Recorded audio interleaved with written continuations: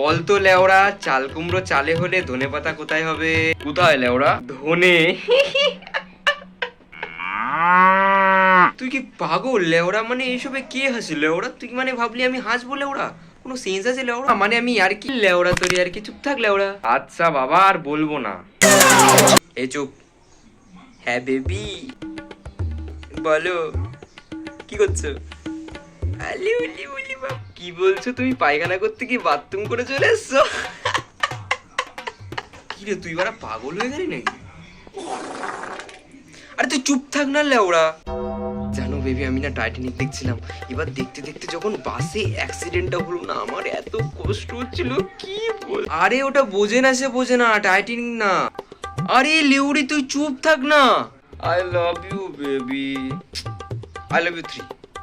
আচ্ছা I love you 69।